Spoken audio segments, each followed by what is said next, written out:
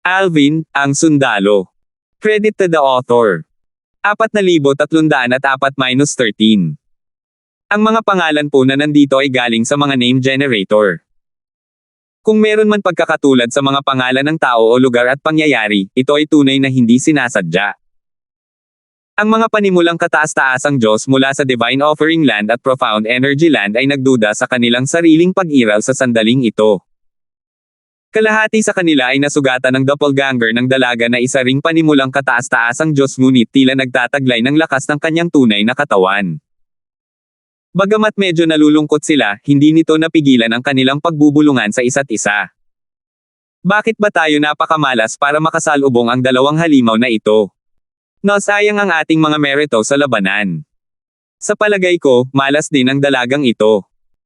Ipinadala niya rito ang kanyang doppelganger para magbukas ng isang lihim na kaharian, ngunit sayang, nakasalubong niya ang lalaking nasa katanghaliang gulang. Kung nandito ang tunay niyang katawan, baka hindi siya mawala. Samantala, si Alvin, na nakarinig ng usapan, ay naliwanagan. Ang kanilang pag-uusap ay nagpaisip sa kanya kung bakit hindi sumagi sa isip niya na gamitin din ang kanyang doppelganger. Marami na siyang naipon na battle merits, ngunit hindi siya nang ahas na gumamit ng maraming battle merits para magbukas ng isang lihim na kaharian dahil nag-aalala siya na hindi maraming tao ang nagtataglay ng napakaraming battle merits. Makikipaghiwalay ako sa doppelganger ko pagkatapos kong umalis sa lihim na kaharian na ito. Bakit hindi ko ito naisip noon? 20 taon ang sinayang ko sa... Kalimutan mo na yan, gagamitin ko ang doppelganger ko para magbukas ng mga lihim na kaharian pagkatapos nito para makakuha ng mas maraming magulong puntos. Hindi maiwasan ni Alvin na makaramdam ng pananabik sa pagtatapos ng kanyang mga iniisip. Gayunpaman, iniisip ko kung gagana ba ito, naisip muli ni Alvin sa sarili, ang doppelganger ng 4th senior sister ay nakakakuha ng mga chaotic points dito dahil wala siya rito ng personal. Paano naman ang identity token? Mapagsasama ba namin ng doppelganger ko ang aming mga chaotic points? Kailangan ba nitong magkaroon ng sarili nitong identity token? Nakakasakit ito ng ulo ko. Kalimutan mo na, susubukan ko ito pagkatapos kong umalis sa lihim na kaharian na ito. Sa pagtatapos ng kanyang mga iniisip, ibinalik ni Alvin ang kanyang atensyon sa sitwasyon sa lihim na kaharian. Pinigilan niya ang pagiging doppelganger ni Clarissa kaya't nakatanaw lamang ito mula sa malayo. Nakita niya ang galit at kawalan ng pagsang-ayon sa mga mata nito, at nahalata niya na iniisip nito na ang kanyang pagkatalo ay dahil sa kanyang doppelganger. Tanging siya lamang ang nakakaalam na kahit na nandito ang tunay nitong katawan, hindi pa rin ito magiging kapantay niya. Nahijitin ko na ang ika-4 na senior sister, dati niya akong pinoprotektahan, at ngayon, oras na para protektahan ko siya, naisip ni Alvin habang sumusulyap kay Clarissa. Tiningnan lamang niya ito ng saglit para maiwasan ang pagdududa. Kung mabubunyag ang kanyang pagbabalat kayo sa sandaling ito, magagalit siya. Hindi nakakagulat na ipasa ni Alvin ang lahat ng pagsusulit sa lihim na kaharian ng mag-isa. Sa buong panahon, pakiramdam niya ay naglalakad siya sa manipis na yelo, nag-aalala na baka mabunyag ang kanyang pagkukubli. Mabuti na lang at walang napansin si Clarissa dahil sa kanyang pag-iingat. Pagkatapos umalis, mabilis siyang humiwalay sa kanya at sa iba pa upang maiwasan ang paglantad ng kanyang sarili. Sa wakas ay nakalabas na ako. Siguradong nalulungkot ang ika-4 na senior sister sa pagkikita namin, buntong hininga ni Alvin sa sarili. Malungkot ang ekspresyon ng masiglang si Clarissa nang makita niyang nakapasa si Alvin sa mga pagsusulit sa lihim na kaharian kanina. Gusto niya talagang isuko ang lihim na kaharian para sa kanya, ngunit alam niyang imposibleng tanggapin nito ang kanyang kabaitan kung alam niya kung sino ito. Dapat kong subukang ipadala ang aking doppelganger sa isang lihim na kaharian, naisip ni Alvin sa kanyang sarili. Sa sumunod na sandali, lumitaw ang kanyang kapareho mula sa batas ng kalawakan.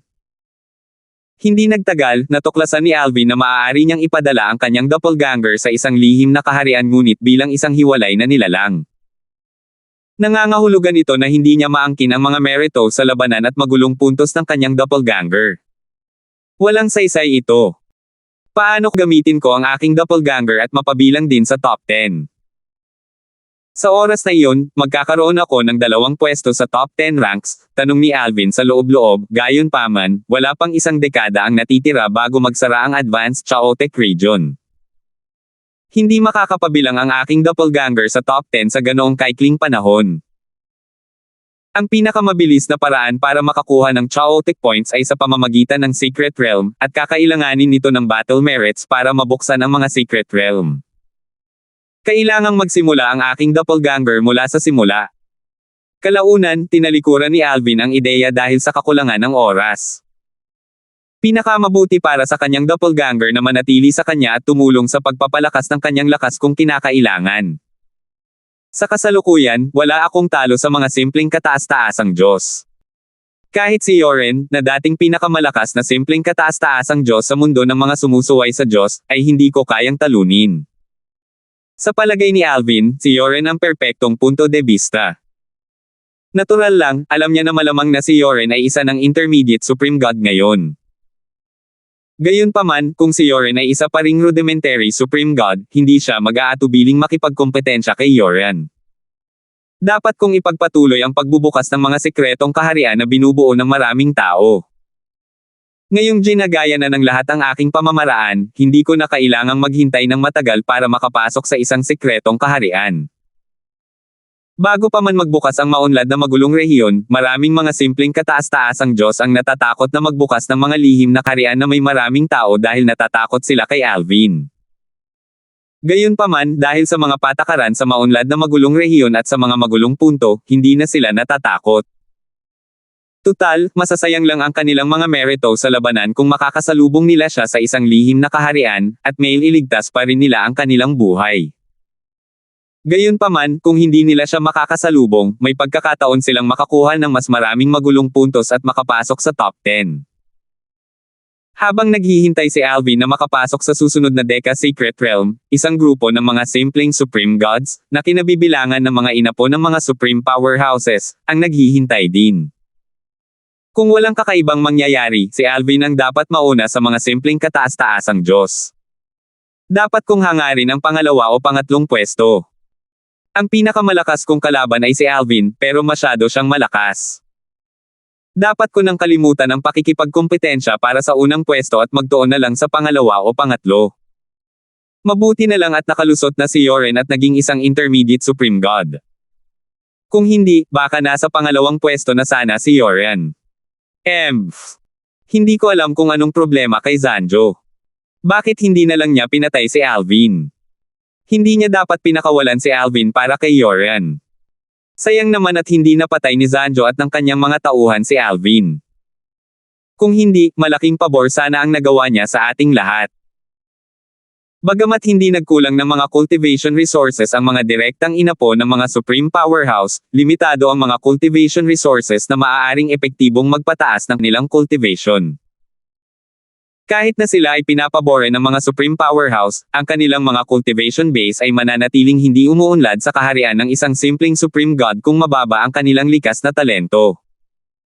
Siyempre, ibang usapan kung ang kanilang mga Supreme Powerhouse ay nakakuha ng Divine Fountain o isang bagay na may katulad na epekto.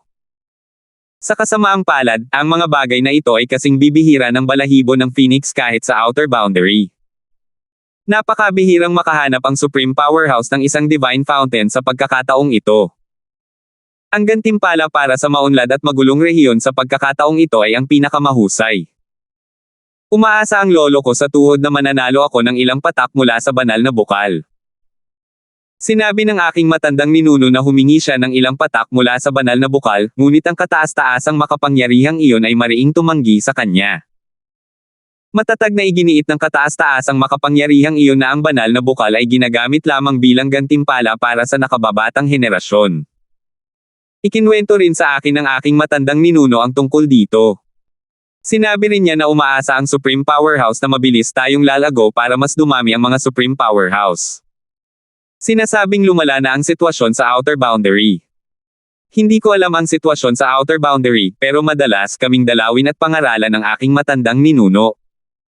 Gayunpaman, hindi pa siya nakakadalaw ng hindi bababa sa 10,000 taon. Nabalitaan kong abala siya. Siguro may kinalaman ito sa outer boundary. Ang mga direktang inapo ng mga Supreme Powerhouse ay katulad lamang ng mga ordinaryong cultivator. Kailangan nilang mag-ipon ng mga battle merit at mga open secret realm para makakuha ng mas maraming chaotic points. Ang mga taong sapat ang lakas ay makakapasa sa mga pagsubok ng mag-isa, ngunit kung makakasalubong nila ang isang mas malakas, ang swerte na lang ang masisisi nila. Kahit na sila ay mga inapo ng mga Supreme Powerhouse, walang sino man ang magbibigay daan sa kanila sa Advanced Chaotic Region. Walang dodang matindi ang kompetisyon sa Advanced Chaotic Region. 4,305. Sa opinyon ng lahat, kasama na ang mga may mas mataas na cultivation base, walang dodang si Alvin ang mauuna. Tutal, isa siyang prodigy na wala pang 1,000 taong gulang ngunit natalo na niya si Yoren, ang dating numero 1 prodigy sa God-defying world. Bukod dito, bago pa man lumitaw ang Advanced Chaotic Region, nakakuha na siya ng maraming battle merits at resources at nakapasok sa maraming secret realms. Matapos lumitaw ang Advanced Chaotic Region, paulit-ulit niyang pinangungunahan ang multi-person secret realm at nakakuha ng maraming chaotic points. Sinimulan pang ang gayahin ng ibang powerhouses ang kanyang paraan ng paggawa ng mga bagay-bagay. Hindi nakakagulat, lahat ng nasa iba't ibang base camp ay pinag-uusapan pa rin ang binata mula sa Profound Energy Land na pumasok sa Realm Battlefield mula sa Divine Offering Land. Hindi ko maisip kung gaano karaming magulong puntos ang naipon ni Alvin ngayon. Marahil, baka siya pa nga ang maging una sa pangkalahatang ranggo. Pangkalahatang ranggo. Magkakaroon ba ng pangkalahatang ranggo? Dati, noong inanunsyo ng pinakamakapangyarihang manlalaro, wala siyang binanggit tungkol sa pangkalahatang ranggo. Mayroon bang pangkalahatang ranggo noon? Wala akong ideya. Ang alam ko lang ay ang dating maunlad at magulong rehiyon ay walang pangkalahatang ranggo. Isang halimaw na wala pang 1,000 taong gulang. Nakikipaglaro pa rin ako sa mga kaibigan ko sa edad niyang yon. Nagbibiro ka ba? Naglalaro ka pa rin noong 900 taong gulang ka. Ahem. Ang lahi ng ating angkan ay kakaiba. Nagsisimula lamang tayong maging ganap na ganap sa edad ng mga 1,000. Ang ating mentalidad ay parang sa isang bata bago pa tayo umabot sa edad na 1,000. Nako. Kakaibang bloodline.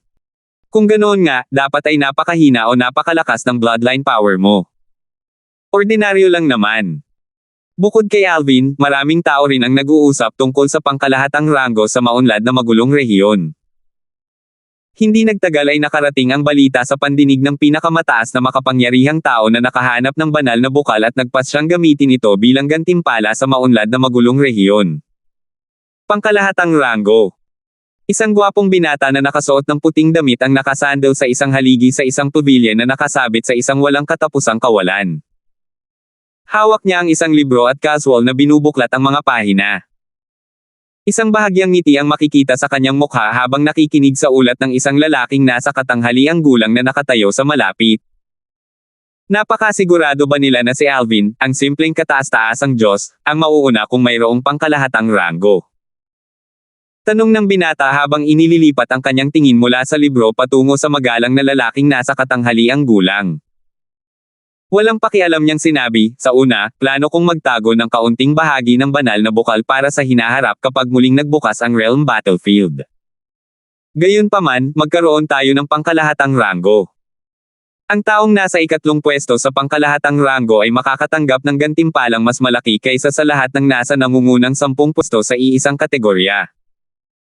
Ang pangalawang pwesto ay makakatanggap ng gantimpalang mas malaki kaysa sa mga nasa nangungunang 10 pwesto sa lahat ng kategorya. Panghuli, ang taong mauuna sa pangkalahatang ranggo ay papayagang maligo sa banal na bukal at makakatanggap din ng Supreme Powerhouse Divinity. Ang lalaking nasa katanghaliang gulang, na isa ring napakalakas na tao, ay nagulat sa mga gantimpala para sa taong naunang pwesto sa pangkalahatang ranggo. Patuloy na sinabi ng binata na nakaputi ng may pagmamayabang, walang anuman. Ang taong makakapag-una sa pangkalahatang ranggo ay dapat na pambihira. Kung mabilis siyang magiging isang Supreme Powerhouse, magiging kapaki-pakinabang din ito sa atin. Isang mapanghamak na ngiti ang sumilay sa kanyang mukha bago niya ipinagpatuloy ang pagsasabing, akala ng lahat ay isang maliit na divine fountain lang ang nakuha ko. Wala silang ideya kung gaano ito kalaki. Sa wakas, tiningnan ng binata na nakaputi ang lalaking nasa katanghaliang gulang at sinabing, sige na. Ipahayag mo na ito. Naniniwala akong ang maunlad at magulong rehiyon ay magiging mas masigla bago ito magsara. Isang masalimuot na ekspresyon ang lumitaw sa mukha ng lalaking nasa katanghaliang gulang nang marinig niya ang mga salitang ito. Sinabi niya, Panginoon ko, kung gagawin natin ito, malamang na si Alvin ay magiging target din ng mga intermediate at advanced na Supreme Gods. Para makapasok sa top 3 sa overall ranking, lahat ay tata-target kay Alvin. Sa katunayan, ang iba pang may potensyal na makapasok sa top 3 ay magiging target din. Marami sa kanila ay kinabibilangan ng mga inapo ng mga Supreme Powerhouse. Gayunpaman, malamang na mabubuhay sila kung mayroon silang life-saving Jade Token. Pagkatapos magsalita ng lalaking nasa katanghaliang gulang, tumingin siya sa binata na nakasuot ng maputi, hinihintay ang huling desisyon ng binata. Bahagyang ngumiti ang binata na nakaputi at sinabing, ano naman? Isa kang Supreme Powerhouse, at matagal ka nang nag-cultivate, pero hindi mo pa rin ito maintindihan. Kung hindi malalampasan ni Alvin ang balakid na ito, kahit na maging Supreme Powerhouse siya sa hinaharap, magiging pangkaraniwan lang siya. Pagkatapos magsalita ng binata na nakaputi, tiningnan niya ng may kahulugan ang lalaking nasa katanghaliang gulang, dahilan para mapahiya ang lalaking nasa katanghaliang gulang. Pakiramdam ng lalaking nasa katanghaliang gulang ay parang siya ang tinutukoy ng binata na nakaputi nang magsalita siya tungkol sa mga katamtaman at Supreme Powerhouse. Kumislap ang mga mata ng binata na nakaputi habang sinasabi niya, ang mundong sumusuway sa Diyos ay nangangailangan ng makapangyarihang mga kataas-taasang kapangyarihan. Mabilis na nag-iwas ng tingin ang lalaking nasa katanghaliang gulang at yumuko habang namumutla ang mukha. Sige, sabi ng binata na nakaputi habang ikinakaway ang kanyang kamay. Kasunod nito, isang vortex ang lumitaw, at ang lalaking nasa katanghaliang gulang ay naglaho sa kawalan. Kasabay nito, ang lalaking nasa katanghaliang gulang na pinaalis, ay napaisip, mataas ba ang tingin ng Panginoon kay Alvin? Hindi nagtagal at isa na namang anunsyo ang umalangaw-ngaw sa Realm Battlefield at sa magulo at abanteng rehiyon. Lalo na ang iba, maging ang mga Supreme Powerhouse na nangangasiwa sa Realm Battlefield ay nagulat sa anunsyo. Gayunpaman, nang mapagtanto nila na ang anunsyo ay nagmula sa Supreme Powerhouse na nakahanap ng banal na bukal, kumalma sila. Hindi nabanggit ang pagbabagong ito sa panahon ng pagpupulong sa pagitan ng mga Supreme Powerhouse, ngunit hindi ito mahalaga dahil napagpasyahan ito ng Supreme Powerhouse na iyon. Narinig ng lahat ng nasa larangan ng labanan ng kaharian at ng magulo at maunlad na rehiyon, maging ang mga nasa lihim na kaharian, ang anunsyo. Gayunpaman, ang mga nasa lihim na kaharian, maging ang mga humahamon at mga bantay pinto, ay pinigilan ng isang di nakikitang puwersa nang ipahayag ang anunsyo. Hindi sila makagalaw.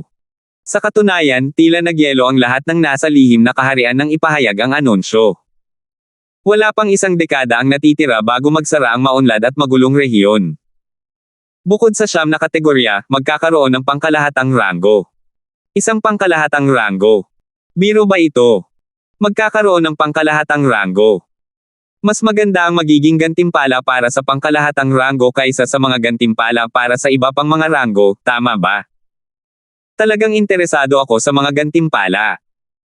Sa oras na ito, si Alvin ay nasa isang lihim na kaharian kasama ang 9 na iba pang tao mula sa Divine Offering Land. Siya, tulad ng iba, ay hindi makagalaw sa sandaling ito. Alam niya na ang mga kataas-taasang makapangyarihang nilalang ay tiyak na nagpahinto sa lahat ng aktibidad sa mga lihim na kaharian sa pamamagitan ng mga formasayon sa maunlad at magulong rehiyon.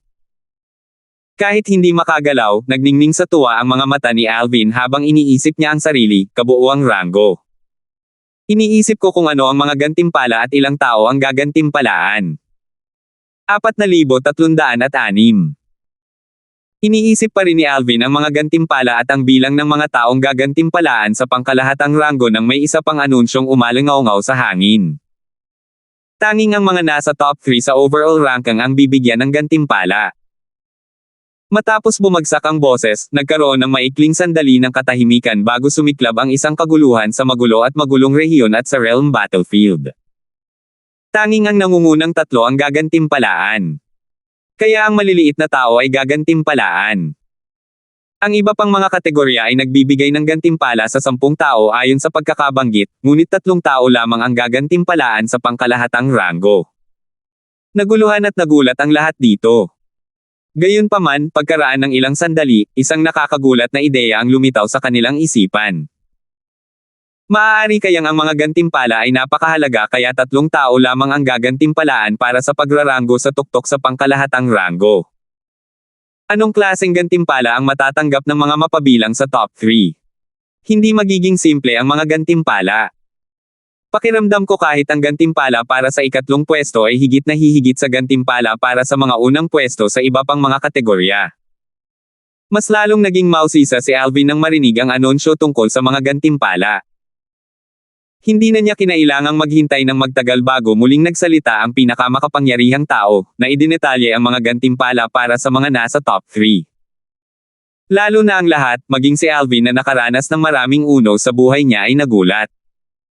Mas maganda ba ang gantimpala para sa ikatlong pwesto kaysa sa pinagsamang gantimpala ng 10 tao mula sa isang kategorya? Mas maganda ba ang gantimpala para sa pangalawang pwesto kaysa sa pinagsamang gantimpala ng 10 tao sa lahat ng kategorya? Ang unang lugar. Labis na nagulat si Alvin sa gantimpalang unang pwesto sa pangkalahatang ranggo. Ang taong unang nakapasok sa pangkalahatang ranggo ay pinapayagang maligo sa banal na bukal at sumipsip ng kasing dami ng likido mula sa banal na bukal. Hindi lang iyon, gagantimpalaan din siya ng isang Supreme Powerhouse Divinity. Likas na pamilyar si Alvin sa Supreme Powerhouse Divinity at sa kinakatawan nito. Tutal, mayroon siyang isa na naiwan ng isang Supreme Powerhouse na nakakaintindi sa batas ng kalawakan. Dahil sa Supreme Powerhouse Divinity, ang bilis ng kanyang pag-unawa sa batas ng kalawakan ay napakabilis. Hindi niya sana maaabot ang kanyang kasalukuyang antas ng pag-unawa kung hindi dahil sa Supreme Powerhouse Divinity. Kung wala ang Supreme Powerhouse Divinity, lalo na ang penomeno ng batas ng lumiwanag ng milyon-milyong milya, maaaring hindi niya nagawang maipakita ang penomeno ng batas na lumiwanag ng milyon-milyong milya. Kaya naman, paano mananatiling kalmado si Alvin nang marinig niya na ang taong unang nangunguna sa pangkalahatang ranggo ay gagantimpalaan din ng isang Supreme Powerhouse Divinity? Kataas-taasang Powerhouse Divinity, kung isa itong kataas-taasang Powerhouse Divinity na naglalaman ng batas ng kalawakan, magiging kapaki-pakinabang pa rin ito sa akin. Sa katunayan, napakapakinabangan nito sa akin, kung mayroon akong dalawang kataas-taasang Powerhouse Divinity na naglalaman ng batas ng kalawakan, mas bibilis pa ang pag-unawa ko sa batas ng kalawakan. Gayunpaman, isa pa rin itong kayamanan kahit na may ibang batas ang Supreme Powerhouse Divinity. Papayagan ako nitong mabilis na maunawaan ang isa pang batas at bigyan ako ng isa pang makapangyarihang doppelganger. Bagamat hindi ito ipinakita ni Alvin sa panlabas na anyo, labis siyang nasasabik. Kung tutuusin, pamilyar na pamilyar siya sa mga benepisyo ng pagkakaroon ng isang Supreme Powerhouse Divinity. Kasabay nito, maraming tao ang napanganganang marinig nila ang mga gantimpala para sa nangungunang 3 ranggo sa pangkalahatang ranggo. Alam nilang ang Supreme Powerhouse Divinity ay isang mahalagang kayamanan at maituturing na isa sa mga nangungunang kayamanan sa pagitan ng langit at lupa na alam nila. Hindi nakakagulat, nagulat sila nang marinig nila na ang gayong kayamanan ay gagamitin bilang gantimpala. Langit. Ang gantimpalang ito. Bigla kong naramdaman na parang ang mga gantimpala para sa ibang mga kategorya ay medyo pangit.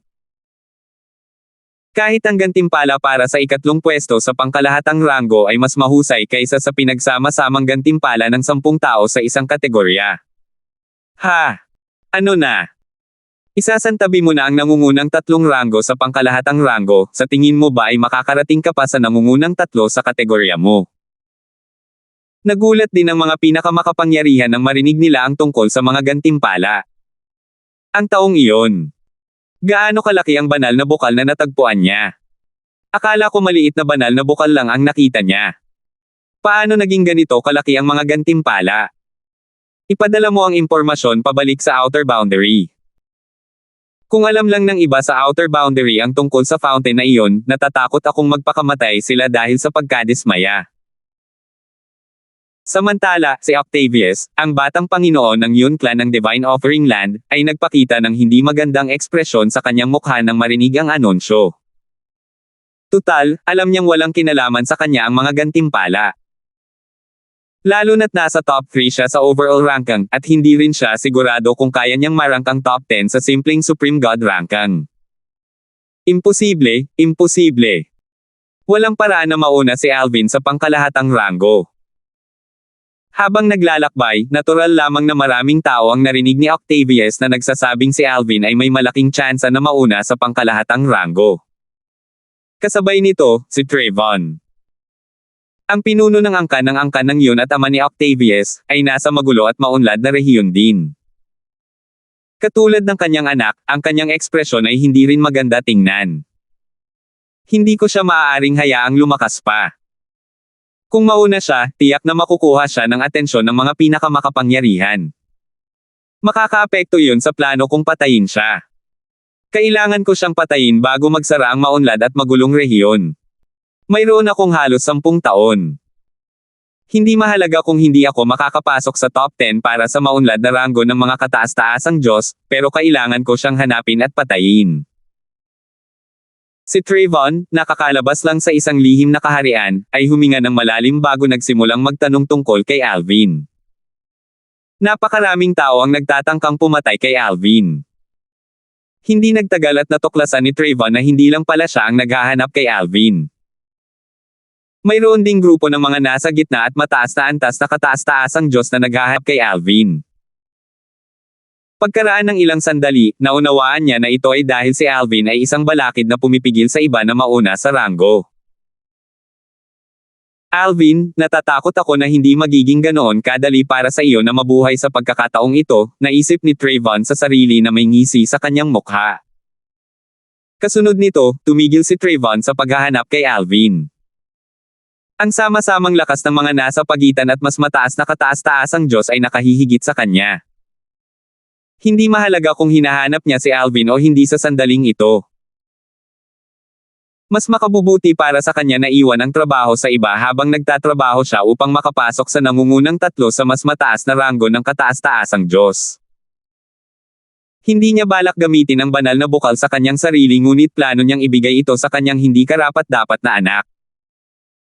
Ang banal na bukal ay tiyak na makakatulong upang mapataas ang base ng paglilinang at lakas ng kanyang anak. Sa gilid ng maunlad at magulong rehiyon. Isang binata ang maingat na gumagalaw, patuloy na tinatakpan ang kanyang mga bakas. Siya ay walang iba kundi si Bert Ing, ang Panginoon ni Alvin. Sana ay ligtas at maayos si Little Alvin. Katulad ni Alvin, si Bert Ing ay isa ring tinak sa tagiliran ng maraming tao. Bagamat hindi siya nakatanggap ng gaanong atensyon tulad ni Alvin, malaki rin ang tsansa niyang makapasok sa top 3 nanograms overall ranking. Gusto ba nilang pigilan tayo, mga guro at disipulo, na mapasama sa top 3? Ako, si Bert Ing, ay hindi hayaang gawin nila ang gusto nila.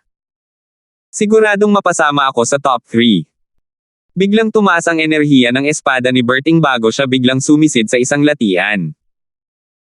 Pagkaraan ng ilang sandali, may ilang figure na lumitaw malapit sa latian. Nabalitaan kong nandito na ang mas mataas na emperador ng mga Diyos. Paano siya kabiles? Tutal, mga intermediate supreme gods naman tayo. Hindi mo masusukat ang maunlad na emperador ng mga Diyos gamit ang sentido komon. Mas malakas pa siya kaysa sa mga simpleng kataas-taasang Diyos, kung tutuusin. Napakaraming halimaw sa realm battlefield ngayon. Nariyan si Alvin, at nariyan din ang mas magaling na Emperor of Gods. Nagkataon lang na pareho silang bihasa sa sword daw. Sige, tumigil ka na sa pagsasalita. Kailangan nating hanapin ang magaling na emperador ng mga Diyos at patayin siya. Pagkatapos niyang mamatay, mababawasan ang isa nating kalaban. Bagamat alam ng marami sa mga taong ito na wala silang pagkakataong mapabilang sa top 3 kahit na mapatay nila si Bert Ing, determinado pa rin silang patayin si Bert Ing. Karamihan sa kanila ay nag-iisip na kung sila, na mga intermediate supreme gods, ay hindi makakabilang sa top 3, hindi nila maaaring hayaang mapabilang sa top 3 ang isang advanced emperor of gods tulad ni Bert Ing. Gayunpaman, karamihan sa mga tao ay hinanap lamang si Bert Ing kapag nakarinig sila ng balita tungkol sa kanyang kinaroroonan. Bihira silang maghanap sa kanya. Ang ganitong pagtrato, kung saan halos lahat ay naghahalongkat sa lahat ng direksyon, ay para lamang kay Alvin. Katulad ng Bert Ing, Yuchen. Pangatlong senior brother ni Alvin, at Clarissa. Ang pang-apat na senior sister ni Alvin, ay nag-aalala tungkol sa kaligtasan ni Alvin. Nasa malaking problema ang nakababatang kapatid mo sa pagkakataong ito. Sana ay makapagtago siya. Hindi ganoon kalaki ang tsansa kung mahanap siya, at mabuti na lang. Tutal, kung mahahanap ko siya, ibig sabihin ay mahahanap din siya ng iba. Alam ni na Yuchen at Clarissa na kailangang harapin ng kanilang nakababatang kapatid ang krisis na ito ng mag-isa at hindi nila siya matutulungan. Gayunpaman, hindi pa rin nila maiwasang mag-alala tungkol sa kanya. Tutal, hinahanap na ngayon ng mga kalaban mula sa lahat ng 4 na direksyon sa magulo at maunlad na rehiyon ang kanilang nakababatang kapatid. Sa oras na ito, si Alvin, ang grupong sangkot, ay malayang nasa isang lihim na kaharian. Sa ilalim ng mapagmatsyag na mga mata ng 9 na tao, nakakuha si Alvin ng ilang kayamanan at magulong mga puntos sa lihim na kaharian. 4,307. Lingid sa kaalaman ni Alvin, naging target na pala siya ng masa. Gayunpaman, nang lisanin niya ang lihim na kaharian, isang pakiramdam ng krisis ang bumalot sa kanyang puso. Ang pakong nakausli ay pinupukpok. Dati, tinarget ako ng mga inapo ng mga supreme powerhouse na mga simpleng supreme gods, at marami rin akong makapangyarihang simpleng supreme gods. Gayunpaman, sa pangkalahatang ranggo, tinarget ako ng lahat ng umaasang makapasok sa top 3 nanograms pangkalahatang ranggo at ng kanilang pamilya at mga kaibigan. Bagamat malaki ang natamo ni Alvin mula sa lihim na kaharian, hindi siya natuwa. Naging maingat siya matapos umalis sa lihim na kaharian, dahil alam niyang mapapahamak siya kung makakasalubong niya ang malalakas na kapangyarihan. Kaya naman, pagkaalis niya sa lihim na kaharian at pagkarating sa magulo at abanteng rehiyon, mabilis niyang ginamit ang double teleportation profundity at nawala sa paningin niya. Matapos muling lumitaw, sinuri ni Alvin ang kanyang paligid at natuklasan ang 2 tao sa gitna ng isang labanan sa malapit. Ang dalawa ay medyo makapangyarihang mga intermediate supreme gods at naunawaan nila ang batas hanggang sa puntong ang penomeno nito ay maaaring sumikat ng milyon-milyon milya. Sabay-sabay silang tumigil sa pakikipaglaban nang matuklasan nila ang presensya ng ibang tao, dahil sa takot na mapagsamantalahan habang sila ay nakikipaglaban. Kasabay nito, naramdaman ni Alvin ang banal na kamalayan ng 2 na bumabalot sa kanya. Nanlumo siya, at nagningning ang kanyang mga mata sa hanggaring pumatay. Bagamat medyo malakas ang 2, posible pa ring patayin silang 2 kung gagawin niya ang lahat. Gayunpaman, matagal bago sila mapatay kung magsasama-sama sila. Sa oras na iyon, ang laban ay tiyak na magdudulot ng malaking kaguluhan at makakakuha ng hindi kanais-nais na atensyon, na magiging disbentaha para sa kanya. Nakikilala ba nila ako? Kung makilala nila ako, kailangan ko silang patayin kahit na ang ibig sabihin nito ay makakuha ng hindi kanais-nais na atensyon. Nakatitig si Alvin sa 2 ng may pagmamakaawa. Nanatili siyang walang takot habang sinusuri siya ng kanilang banal na kamalayan.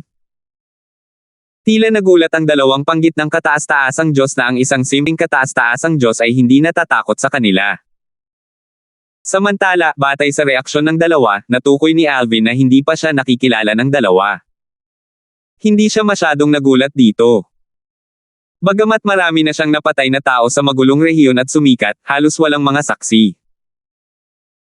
Kahit na may mga saksi, wala ni isa sa kanila ang nangahas na i-record siya gamit ang floating mirror image pearl dahil ang mga pagbabago mula sa perlas ay magpapakita sa kanila. Kaya naman, bukod sa mga mula sa Profound Energy Land at sa mga nakakita na ng mga recording niya noon, hindi pa gaanong maraming tao ang nakakita sa kanya noon. Matapos makumpirma na hindi siya nakilala ng 2 at walang balak na gumawa ng aksyon laban sa kanya, mabilis na nag-teleport palayo si Alvin. Tumingin ang 2 panggitnang kataas-taasang Diyos sa direksyon kung saan siya umalis bago sila nagkatinginan ng hindi makapaniwala. Parang hindi natatakot sa atin ang mga simpleng Diyos na kataas-taasan. Sabi ng isa sa mga panggitnang Diyos na kataas-taasan. Sandali niyang naisip kung nag-hallucinate lang ba siya. Hindi man lang natinag ang simpleng Diyos na kataas-taasan nang makita sila. Mukhang isa rin siyang bagong panimulang kataas-taasang Diyos. Sabi ng isa pang panggitnang kataas-taasang Diyos, hindi pa rin makapaniwala. Base sa hindi matatag na enerhiya ni Alvin, malinaw na si Alvin ay naging isang panimulang kataas-taasang Diyos kamakailan lamang. Naguluhan ang dalawang panggit ng kataas-taasang Diyos. Hindi lamang walang takot ang payak na kataas-taasang Diyos, kundi tila mamamatay tao rin siya kahit na nasaksihan niya ang kanilang laban. Kahit na hindi sila kabilang sa mga nangungunang panggit ng kataas-taasang Diyos, itinuturing din silang makapangyarihan. Bukod dito, kaya rin nilang ipakita ang mga penomeno ng batas na maaaring magningning ng milyon-milyong milya. Bagamat hindi nila kayang patayin ang mga bago at mahihinang advance na kataas-taasang Diyos tulad ng mga nangungunang panggit ng kataas-taasang Diyos, nagawa pa rin nilang lumaban sa pantay na lugar laban sa mga bago at mahihinang advance na kataas-taasang Diyos. Posible ba na siya nga? Nagpalitan ng tingin ang dalawang panggit ng kataas-taasang Diyos nang may lumitaw na pangalan sa kanilang isipan. Ang binata na nakasuot ng lila. Maaari kayang siya iyon. Maya-maya, sabay-sabay na sumigaw ang dalawa, Alvin. Kasunod nito, hindi na nagpatuloy sa pakikipaglaban ang dalawang intermediate supreme gods. Sa halip, lumipad sila patungo sa pinakamalapit na base camp at ipinaalam ang balita tungkol sa nasaksihan. Wala nang pag-asa ang dalawa na makapasok sa pangkalahatang ranggo, ngunit hindi pa rin ito naging hadlang para maikalat ang balita. Isa sa kanila ay may miyembro sa kanyang puwersa na may pagkakataong gawin ito.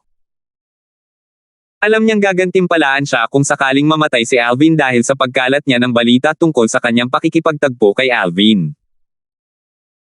Sa katunayan, ang miyembro ng kanyang puwersa ay may hawak na Jade Token na Nagel Iligtas Buhay, na nagpapakita na siya ay lubos na pinapabore ng pinakamataas na makapangyarihang puwersa sa kanyang puwersa.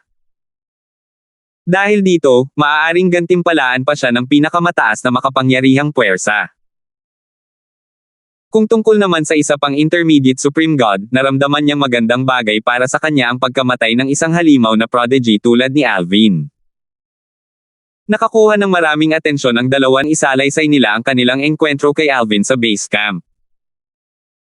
Kasunod nito, maraming mga nasa pagitan at abanteng kataas-taasang Diyos ang isa-isang umalis sa base camp at nagtungo sa lugar kung saan huling nakita si Alvin.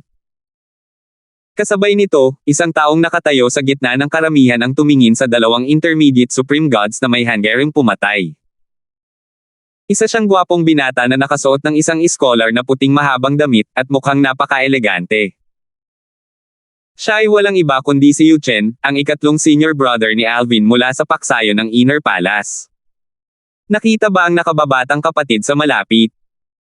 Hindi inaasahan ni Yu Chen na makakarinig ng balita tungkol kay Alvin. Kalahating araw pa lamang siya sa base camp nang marinig niya ang tungkol sa engkwentro ng dalawang panggit ng kataas-taasang Diyos kay Alvin. Itinago niya sa kanyang alaala ang mga mukha ng dalawang panggit ng kataas-taasang Diyos bago siya umalis sa base camp at nagtungo sa lugar kung saan huling nakita si Alvin. Hindi na kailangang sabihin pa, hindi tulad ng ibang mga kataas-taasang Diyos na naghanap kay Alvin para patayin siya, umaasa si Yu Chen na makasama muli si Alvin para maprotektahan niya si Alvin. Hindi alam ni Alvin na nahulaan na ng dalawang intermediate supreme gods ang kanyang pagkakakilanlan pagkatapos niyang umalis. Gayunpaman, naging maingat siya at siniguradong maglakbay sa iba't ibang direksyon. Nagbukas siya ng isa pang Deka Secret Realm at nagpatuloy sa paggala sa maunlad at magulong rehiyon. Kasabay nito, ang mga nasa pagitan at mas mataas na antas na kataas-taasang Diyos ay naglakbay na pangkat-pangkat habang hinahanap nila si Alvin. Walang nangahas na harapin si Alvin ng mag-isa. Sa mga taong ito, marami-rami ang pumunta lamang para manood ng palabas. Gumalaw sila na parang salot ng mga balang sa maunlad at magulong rehiyon habang patuloy nilang hinahanap si Alvin. Hindi alam ni Alvin, unti-unti na siyang naaabutan ng mga kataas-taasang Diyos. Pagkatapos ng ilang araw. Dapat ligtas na ngayon, di ba? Naglilibot si Alvin nitong mga nakaraang araw, sinisigurong walang sumusunod sa kanya. Nang maramdaman niyang ligtas na siya, pansamantala siyang nanatili sa isang lambak. Bagamat maayos ang kanyang pisikal na kalagayan, nakakaramdam siya ng pagod sa pag-iisip. Kung hindi siya nasa pinakamahusay na kondisyon, nag-aalala siyang baka hindi siya makatakas kung makakasalubong niya ang isang malakas na kalaban. Bukod dito, sino ang mag-aakala kung ang kanyang pagod sa pag-iisip ay magiging dahilan upang matalo siya ng isang kalaban na kapantay niya. Magpapahinga muna ako ng ilang araw bago umalis. Pagkatapos makapasok sa lambak, humukay si Alvin ng isang kuweba at gumawa ng ilang mga pormasayon bilang proteksyon bago siya nagpahinga. Umupo siya ng nakakross ang mga paa at nilinis ang kanyang isipan, ngunit ang kanyang banal na kamalayan ay konektado pa rin sa mga pormasayon. May mga pormasayon dito. May tao rito. Sa isang kisap mata lamang, 4 na figure ang lumitaw sa lambak na kasing bilis ng kidlat. 4,308. Mga pormasayon. May tao rito. Mag-ingat ka. Huwag mong gamitin ang iyong banal na kamalayan. Magpapagana ito ng mga pormasayon. Ang mga figure ay pagmamayari ng 4 na intermediate supreme gods mula sa iisang realm of gods, at sila ay pinaghalong direktang mga disipulo at mga nominal na disipulo ng isang advanced supreme god. Ang mga nominal na disipulo ay medyo malalakas, ngunit dahil sa kanilang edad, malabong maging advanced supreme god sila sa hinaharap. Ito rin ang dahilan kung bakit tinatanggap lamang sila bilang mga nominal na disipulo ng advanced supreme god. Ang amo ng 4 na tao ay hindi isang ordinaryong advanced supreme god. Maihahambing siya sa mga top advanced supreme gods mula sa prime supreme rank forces, at siya rin ang kinatawan ng isang supreme powerhouse. Hindi lang iyon, mayroon din siyang prime divine artifact na lalong nagpapalakas sa kanyang lakas. Dahil sa mga kadahilanang ito, kinilala siya ng 4 na makapangyarihang tagapamagitan na kataas-taasang Diyos bilang kanilang Panginoon.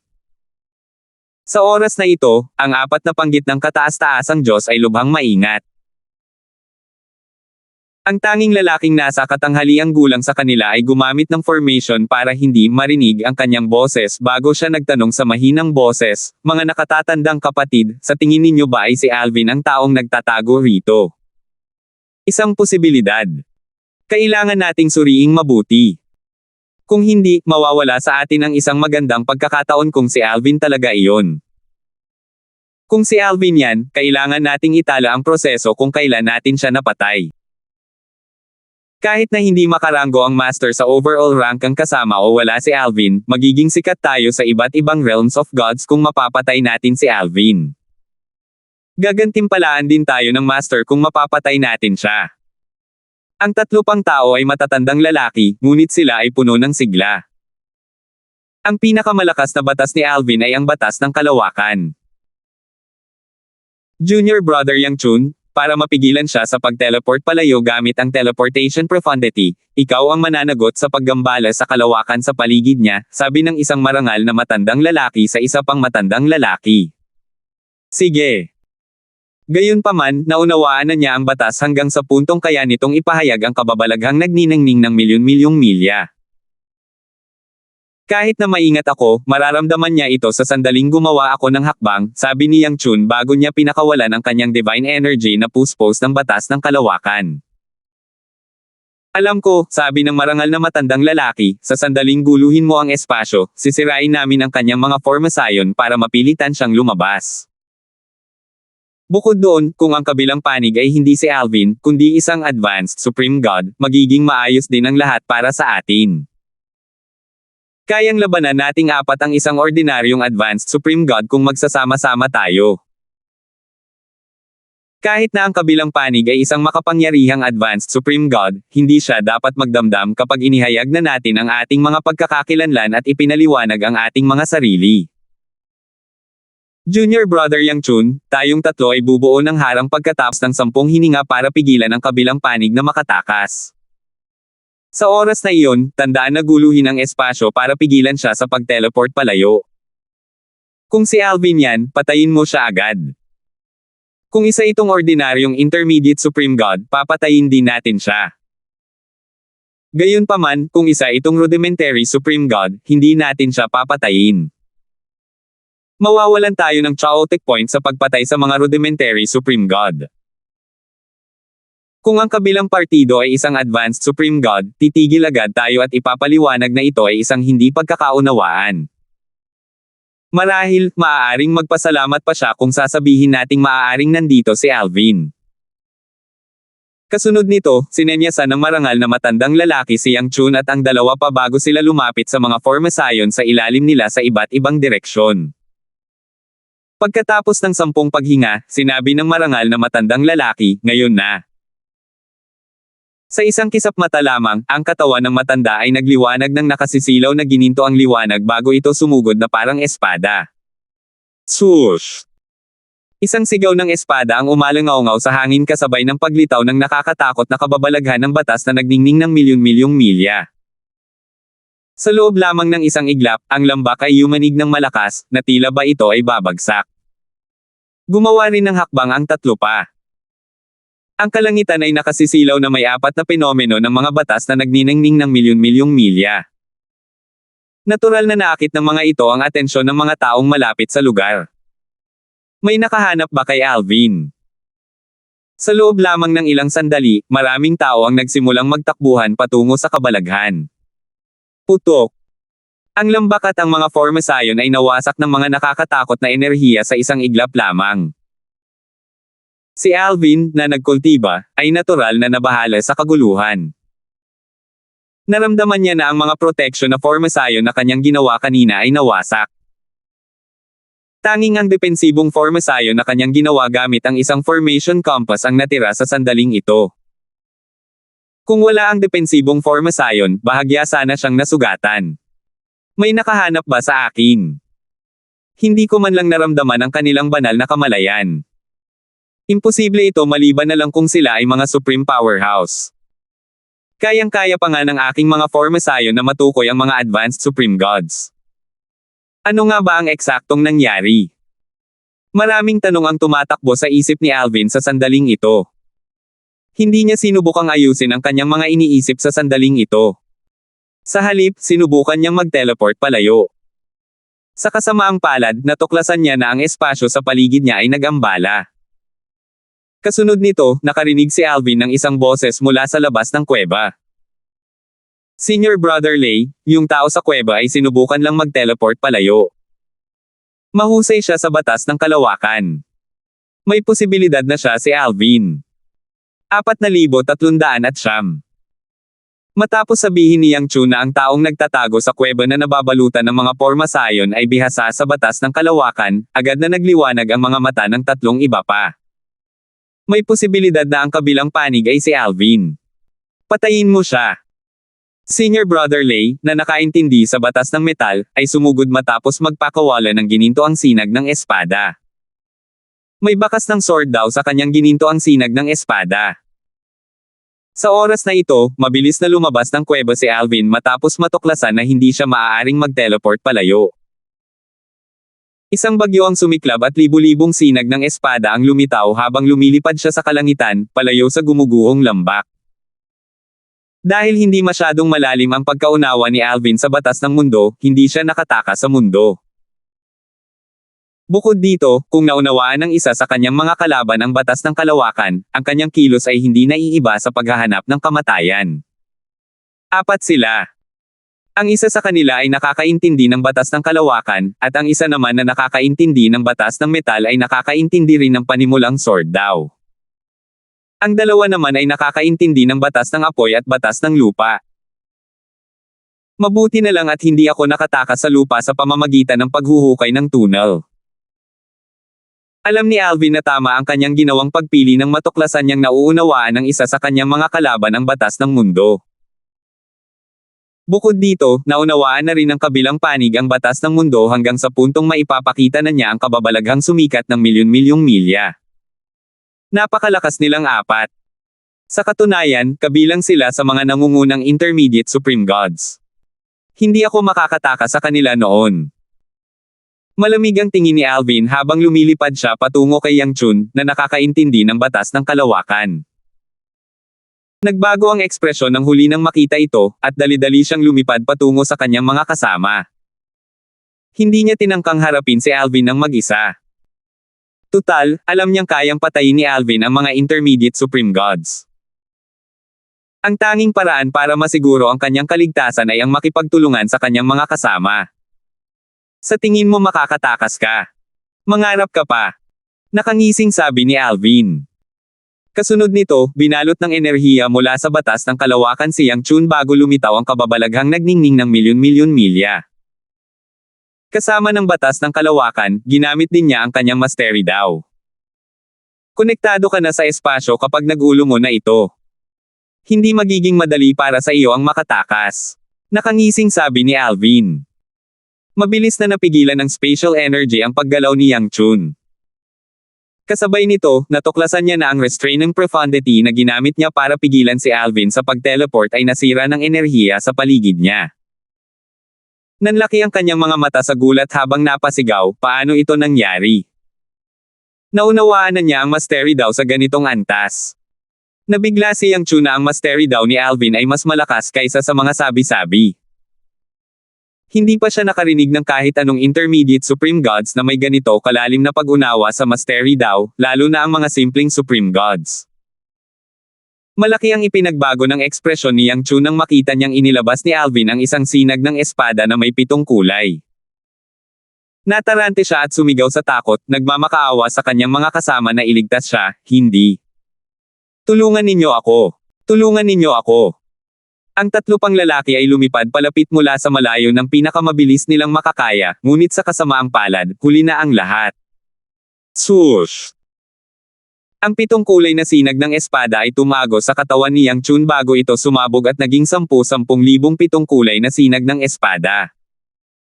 Biglang nagbago ang ekspresyon ng 3 nang makita ito. Mamatay ka! Patayin mo siya! Hindi inaasahan ng 3 na matapang silang haharapin ni Alvin at papatayin pa ang kanilang kasama. Inaasahan nilang susubukan nitong tumakas. Malamig at nakamamatay ang tingin ni Alvin nang tingnan niya ang 3. Pagkaraan ng ilang sandali, pinili niyang mag-teleport palayo. Hindi tulad ng dati, kaya na niya silang harapin ngayon, ngunit alam niyang hindi niya kayang harapin ang 3 sa maikling panahon. Alam niyang maraming tao ang dadagsa sa kaguluhan, at kung lilito ang mga advanced supreme gods, imposibleng makatakas siya. Matapos ang kanyang malapit na pakikipagtagpo sa kamatayan noon, naging napakaingat niya at hindi susubok ng mga hindi kinakailangang panganib. Sa oras na iyon, hindi niya matatakasan ang kamatayan kung hindi darating si Yoren sa tamang oras. Swoosh! Ginamit ni Alvin ang double teleportation profundity at nakatakas. Madali niyang dinurog ang mahigpit na formation ng kanyang mga kalaban gamit ang kanyang batas ng kalawakan at mastery daw. Para bang laruan lamang ang formation. Hindi nakakagulat na madali niyang dinurog ang intermediate supreme gods formation dahil ang kanyang mastery daw lamang ay hindi mas mababa sa batas na kayang magpakita ng penomeno ng batas na nagniningning ng milyon-milyon. Kunin mo siya. Hindi maganda ang ekspresyon ng 3 habang pinapanood nila si Alvin na nag-teleport palayo. Hindi nila inaasahan na magagawa niya ito. Tutal, kahit mamay si Yang Chun, kakailanganin pa rin ito para bumalik sa normal ang nag-ulo na espasyo. Bagamat medyo malayo na si Alvin, nagawa nilang malok ang lokasyon niya gamit ang kanilang divine consciousness at dali-dali nila itong hinabol. Kailangan natin siyang maabutin agad. Kung hindi, mawawala siya sa atin. Hindi natin siya maaaring hayaang makatakas. Masasayang lang ang gininto ang pagkakataong ito. Mabilis na kumilos ang 3, ayaw palampasin ang pagkakataong ito para patayin si Alvin. Napakamatyaga, naisip ni Alvin sa sarili ng may pang-OM, kung hindi lang ako nag-aalala na mas maraming tao ang darating, lalabanan ko kayong 3. Kasabay nito, isang malaking figure ang lumitaw sa kalangitan at sumigaw sa boses na puno ng pag-aatubili, Alvin. Ang kababalaghan ang nagpahiwatig ng pagkamatay ni Yang Chun. Bihira sa isang penomeno na pangalanan ang kanilang mamamatay tao. Tutal, karamihan sa mga tao ay hindi alam ang pangalan ng kanilang mamamatay tao sa maunlad at magulong rehiyon. Gayunpaman, natural lamang na alam ni Yang Chun kung sino si Alvin. Nawala ang kalmadong ekspresyon sa mukha ni Alvin nang marinig niya ang pangalan nito. Susmariosep. Tinawag niya ang pangalan ko. Labag ito sa inaasahan ni Alvin. Dati, nakapatay siya ng maraming taong nakakakilala sa kanya, ngunit hindi pa nangyayari ang ganitong bagay noon.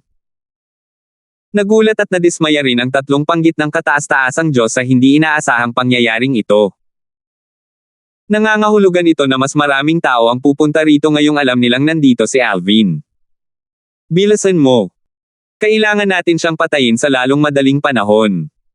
Kung hindi, huli na ang lahat. Hindi natin maaaring hayaang patayin siya ng ibang tao. Wala tayong mapapala kung mapatay siya ng iba. Nagngingit-ngit ang mga ngipin ng tatlong panggit ng kataas-taasang Diyos at patuloy na hinabol si Alvin. Kasabay nito, ang mga makapangyarihang tao sa paligid ay tumangala sa langit at nakita ang kababalaghan na tumawag sa pangalan ni Alvin. Alvin! Nagliwanag ang kanilang mga mata nang marinig nila si Alvin, at hindi na sila nag-aksaya ng oras at nagmadaling lumapit. 4,310. Sa wakas ay dumating na si Alvin. Siya nga siguro yon. Kung hindi, bakit niya tatawagin ang pangalan niya dahil sa kababalaghang yon? Siguradong pinatay siya ni Alvin. Tayo'y pumunta at tumingin-tingin. Inasahan kong mahihirapan akong hanapin siya. Hindi ko inaasahan na makikita ko siya rito. Maraming mga Diyos na nasa pagitan at mas mataas ang antas ang sumugod patungo sa gumuhong lambak kung saan dati nang naglilinang si Alvin. May mga bakas ng enerhiya na nanatili sa hangin na nagpapahiwatig na isang mabangis na labanan ang naganap kanina. Doon sa banda, isang maunlad na kataas-taasang Diyos ang nagmasid sa kanyang paligid bago siya lumipad patungo sa isang direksyon. Nang mapansin ito ng iba, agad silang sumunod. Masaya sila habang umaalis na parang buhawi. Swoosh! Swoosh! Swoosh! Nakababatang kapatid. Si Yuchen ay kabilang sa mga kataas-taasang Diyos na dumating. Pakiramdam niya ay talagang malas si Alvin na ang kanyang lokasyon ay natagpuan ng isang grupo ng mga makapangyarihang tao, ngunit kasabay nito, naramdaman din niya na medyo mapalad din si Alvin na nagkataong malapit ito at natulungan si Alvin sa kritikal na sandali. Napakaraming tao, at mayroon ding ilang makapangyarihang advanced supreme gods. Hindi ako sigurado kung kaya kong iligtas ang nakababatang kapatid mula sa napakaraming tao. Sana nandito ang panganay kong senior sister. Hindi maiwasan ni Yuchen na isipin ang kanyang pinakamatandang ate sa sandaling ito. Kung nandito lang siya, tiyak na mapoprotektahan niya si Alvin mula sa lahat ng mga Diyos na nasa gitna at abante. Bagamat hindi naramdaman ni Alvin ang grupo ng mga panggitna at abanteng kataas-taasang Diyos na humahabol sa kanya, alam niyang maraming tao ang hahabol sa kanya pagkatapos ng kaninang kaguluhan. Kasabay nito, ang tatlong intermediate supreme gods ay sunod-sunod na nakasunod kay Alvin. Kahit na nagte-teleport siya habang gumagalaw, nagawa pa rin nila siyang maabutin. Ang kanilang pagtitiyaga at lakas ay nagparamdam sa kanya ng kawalan ng magawa. Kailangan kong isakripisyo ang aking doppelganger mula sa batas ng mundo. Dati ay lubos na nauunawaan ni Alvin ang batas ng mundo, at ang kanyang pag-unawa dito ay lalong bumuti pagkatapos ng ilang hindi inaasahang engkwentro sa kaharian ng mga Diyos. Bagamat ang kanyang pag-unawa sa batas ng mundo ay malayo sa antas ng isa sa mga intermediate supreme gods na humahabol sa kanya, nagpasya pa rin siyang gamitin ang doppelganger upang ilihis ang atensyon ng tatlong intermediate supreme gods. Mabilis na iniwan ni Alvin ang kanyang doppelganger mula sa batas ng mundo bago siya nag-teleport palayo at tinakpan ang enerhiya mula sa teleportation profundity at mastery daw. Samantala, ang tatlong intermediate supreme gods ay nagulat nang makita nilang tumigil sa paggalaw si Alvin. Gayunpaman, mabilis nilang inalis ang pakiramdam at inisip na napagod na siya. Kung tutuusin, sa kanilang palagay, gaano man kalakas si Alvin, isa lamang siyang bagong panimulang Supreme God, at imposibleng matakasan niya sila. Naabutan na natin siya. Patayin mo siya. Itala ang proseso gamit ang floating image pearl. Mabilis na gumawa ng kanilang mga galaw ang tatlo. Isa sa kanila ang naglabas ng isang floating image pearl habang nauuna ang dalawa. Samantala, ang doppelganger ni Alvin mula sa batas ng mundo ay biglang naglaho sa lupa sa harap ng kanilang mga mata. Isa sa tatlong lalaki ang nagsabi ng may pang-uuyam, sinusubukan mong tumakas gamit ang batas ng mundo sa harapan ko. Siguradong hinahanap mo ang kamatayan. Pagkatapos, nagpaputok ang lalaki ng butas sa lupa. Bago pa man dumating ang dalawa pang lalaki, biglang sumigaw ang lalaking nakaintindi sa batas ng mundo na may hindi magandang ekspresyon sa mukha, iyon ang doppelganger ni Alvin mula sa batas ng mundo. Nakatakas siya. Mabilis na inilabas ng lalaki ang kanyang banal na kamalayan at natuklasan na nakatakas si Alvin. Hindi maganda ang ekspresyon ng dalawa pang lalaki nang marinig nila ang mga salita ng kanilang mga kasama. Gayon din, iniabot din nila ang kanilang banal na kamalayan, umaasang matagpuan si Alvin. Pumili ng direksyon, depende na yan sa swerte natin ngayon. Wala na tayong magagawa kung hindi natin siya mahanap, sabi ng pinuno ng tatlo na may madilim na ekspresyon sa mukha. Hindi niya inaasahan na hindi niya makikilala ang pagkakaiba ni Alvin sa kanyang doppelganger. Alam ng tatlo na hindi sila maaaring maghiwa-hiwalay upang hanapin si Alvin. Matapos masaksihan ang lakas ni Alvin kanina nang patayin niya si Yang Chun, alam nilang wala silang kalaban-laban dito. Matapos ang kalahating araw na paghahanap, sa wakas ay sumuko na ang tatlo. Sus Mariosep. Nakatakas siya. Hindi magandang tingnan ang ekspresyon ng pinuno ng tatlo sa sandaling ito. Hindi ako makapaniwala, hinaing ng isa pang lalaki. Hindi namin siya nahuli sa huli. Talagang namatay si Yang Chun nang walang kabuluhan, sabi ng lalaking bihasa sa batas ng mundo. Mas nabalisa siya kaysa sa iba dahil pinsan niya si Yang Chun, at nasaksihan niya ang paglaki ni Yang Chun. Bukod dito, nagtulungan din sila noon, ngunit sa kasamaang palad, namatay si Yang Chun sa magulo at magulo na rehiyon. Dapat nating sabihin sa lahat ang tungkol sa lugar kung saan natin siya nawala. Kahit hindi natin siya mahanap, baka mahanap siya ng iba at mapatay, seryosong sabi ng eksperto sa batas ng mundo. Mabilis na sumang-ayon ang iba sa kanyang mungkahi. Kahit na wala silang mapapala sa pagkamatay ni Alvin, kahit papaano ay mailabas nila ang kanilang galit. Pagkatapos bumalik ang tatlo sa lugar kung saan nawala si Alvin, sinimulan nilang ipakalat ang balita. Nawala natin si Alvin dito. Lahat kayo, magsiparon at hanapin siya. Noong simula, 4 kami. Pinatay niya ang isa sa amin. Niloko kami ng doppelganger niya at nawala siya rito. Sa lahat, mas malakas si Alvin kaysa sa mga nababalita. Hindi dapat siya hanapin ng mga mahihina. Kung hindi, baka mamatay kayo. Nagkukwento pa rin ang tatlo tungkol sa kanilang engkwentro nang dumating si Yu Chen at isang grupo ng mga tao. Malamig na kumislap ang mga mata ni Yu Chen habang pinapanood ang mga taong lumilipad sa lahat ng direksyon. Pagkatapos, sinabi niya ng may pang-uuyam, bakit kami maniniwala sa iyo? Marahil, nahuli mo na si Alvin, at sinusubukan mo lang kaming paalisan. Batay sa iyong mga kakayahan, dapat ay madali para sa iyo na patayin si Alvin kung magsasama-sama kayo. Taya ko na nahuli mo siya at plinano mong patayin siya pagkatapos naming lahat umalis. Nagbago ang ekspresyon ng tatlong panggit ng kataas-taasang Diyos nang marinig ang mga salita ni Yu Chen. Kasabay nito, ang iba ay tumingin sa tatlo nang may paghihinala. Nagpatuloy si Yu Chen sa pagsasalita, marahil, nag-aalala kayo na kung magtatagal pa tayo, baka makawala si Alvin at matuklasan natin siya. Mga kasama, sa palagay ko ay mas mabuting hanapin natin ang bakas ni Alvin dito. Kung hindi natin siya matagpuan dito, hindi pa huli ang lahat para hanapin natin siya sa ibang lugar. Malungkot ang ekspresyon ng tatlo. Hindi nila inaasahan na pagdududahan at tatanungin sila, at naging masungit ang kanilang mga tingin nang lumingon sila kay Yu Chen. Parami ng parami ang mga taong dumating sa oras na ito. Ang ilan ay nagpasyang manatili at maghanap sa lugar habang ang iba ay umalis upang maghanap sa ibang lugar. Senior Brother Lei, mag-isa lang siya rito. Aalis na siya. Sabi ng isa sa tatlo nang mapansin niyang nag-iisa lang si Yu Chen. Natuklasan din niya na si Yu Chen ay isa lamang intermediate supreme god tulad nila. Ang batang yan. Mananatili ako rito at patuloy na ipapaalam ang tungkol sa ating engkwentro kay Alvin. Sundan ninyong dalawa ang binata na nakaputi at patayin siya. Dahil mayroon siyang hiling na mamatay, ipagkakaloob namin sa kanya ang kanyang hiling. 4,311. Pagkatapos umalis ni Yu Chen, ang matandang Diyos na nasa gitnang antas na mahusay sa batas ng mundo at ang Diyos na nasa gitnang antas na kataas-taasang antas ay umalis din. Hindi nila itinago ang kanilang mga intensyon at hayagang umalis. Samantala, nang mapansin ni Yu Chen, na nasa harap ng dalawa, ang presensya ng dalawa at lumingon, biglang nagbago ang ekspresyon ng kanyang mukha.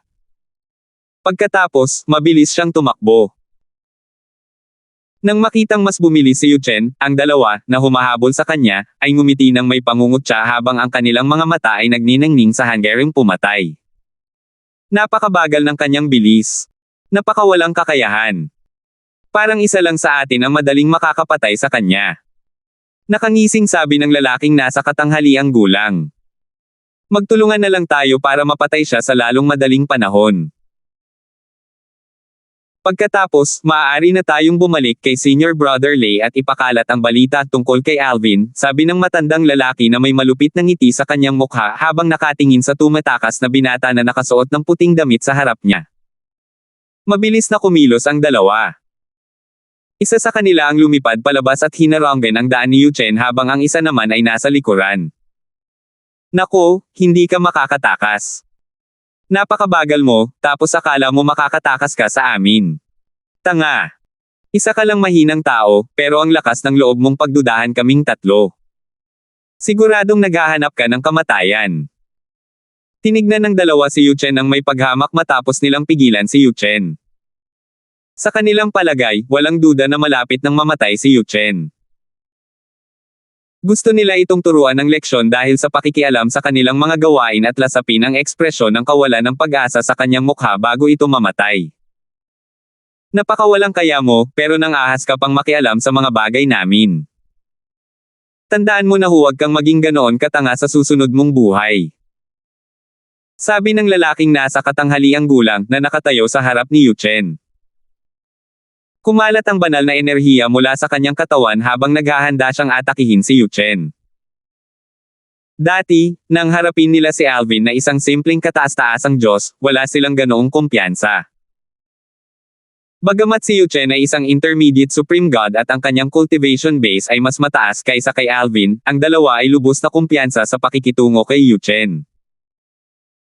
Kung tutuusin, batay sa bilis ni Yuchen, inakala ng dalawa na si Yuchen ay isa lamang ordinaryong intermediate supreme god. Natatakot ba siya ng sobra? Nang makitang tila walang takot si Yuchen, halatang medyo hindi nasisiyahan ang matanda. Inaasahan niya na matatakot si Yuchen, ngunit ang reaksyon ni Yuchen ay talagang lampas sa kanyang inaasahan. Habang inaakala ng dalawa na nanigas sa takot si Yuchen, bigla nilang narinig ang nakaputi na si Yuchen na bumantong hininga, sayang naman. Umiling si Yuchen at nagpatuloy sa pagsasabing, dalawa lang sa inyo ang humabol sa akin. Kalimutan na natin yan. Papatayin ko muna kayong dalawa bago ko ipadala ang kasama ninyo sa impyerno para samahan kayong dalawa. Huwag kayong mag-alala, hindi ko kayo hahayaang maghintay ng matagal. Kasunod nito, gumawa ng hakbang si Yuchen. Sa isang iglap lamang, lumitaw ang kababalaghan ng batas na nagningning ng milyon-milyong milya. Agad na nagbago ang ekspresyon ng dalawa nang makita ito. Kasabay nito, sa wakas ay napagtanto nila na itinatago ni Yuchen ang kanyang lakas at sinasadyang binagilan ang kanyang bilis kanina. Kung tutuusin, imposible para sa isang intermediate supreme god na nakaintindi sa batas hanggang sa puntong kaya nitong magpakita ng isang kababalaghang nagniningning ng milyon-milyong milya na maging ganito kabagal. Itinago mo ba talaga ang lakas mo? Hamph! Paano kung hindi ka naman mas mahina kaysa sa amin? Dalawa lang tayo rito. Bagamat nagulat ang dalawa na itinago ni Yuchen ang kanyang lakas, hindi sila natakot. Sa kanilang palagay, si Yuchen ay halos kapantay nila. Dahil dalawa sila, sigurado silang mapapatay nila siya. Sa kasamaang palad, nang mag-away sila, sa wakas ay napagtanto ng dalawa na nakagawa sila ng isang malaking pagkakamali. Ang cultivation base ni Yuchen at ang antas ng kanyang pangunawa ang tanging mga bagay na magkapareho sila. Hindi tulad nila, naunawaan ni Yuchen ang Mastery Dao, isa sa 4 na Dao ng langit at lupa, sa isang nakakatakot na antas. Ang kanyang Mastery Dao ay napakalakas kaya mabilis nitong napigilan ang mga kapangyarihan ng mga batas na kanilang naunawaan, na nagpapahirap sa kanila na gamitin ang kanilang mga batas. Hindi. Imposible. Madaling natalo ni Yuchen ang dalawang intermediate supreme god sa pamamagitan lamang ng 3 galaw. Bago pa man makatakas ang duo na nawawalan ng pag-asa, pinatay niya sila ng walang pakialam.